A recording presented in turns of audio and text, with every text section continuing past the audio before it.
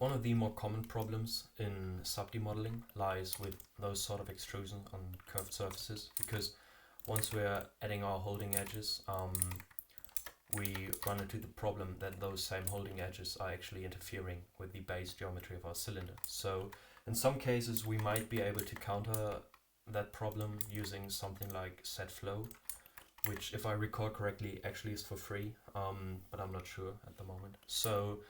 But those sort of models tend to create a few problems down the line due to the inconsistent edge density on our cylindric form. And fortunately, there's a better solution to that sort of model. So instead, we can just create a bevel, selecting all of our hard edges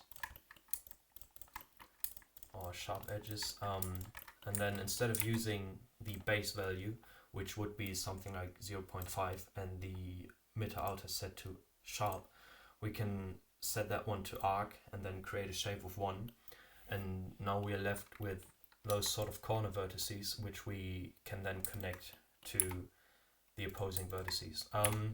And now, even though this is the correct topology, our shading still is messed up because our base resolution is too low. So the topology is correct, but the resolution is too low, and we'll still end up with shading artifacts. So as you can see now, if we were to apply same technique on a cylinder with a higher resolution, we are able to connect those edges, and then if we apply a sub-D modifier, most of our shading artifacts are gone. And this is where sub-D modeling gets a bit tricky conceptually, because you have to start working in iterations. For example, if I know, because I have a concept at hand or a blockout mesh, if I know that I'm going to create those sort of extrusions, I won't create those on my base model.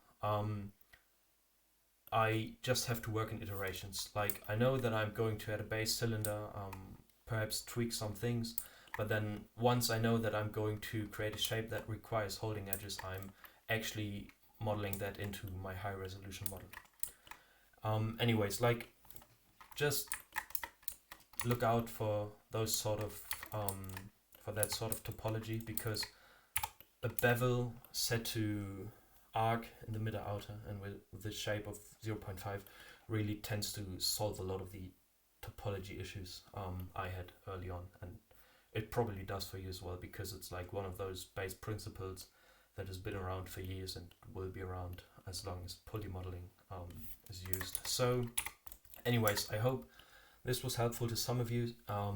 If you have any questions, leave a comment down below, and have a great day.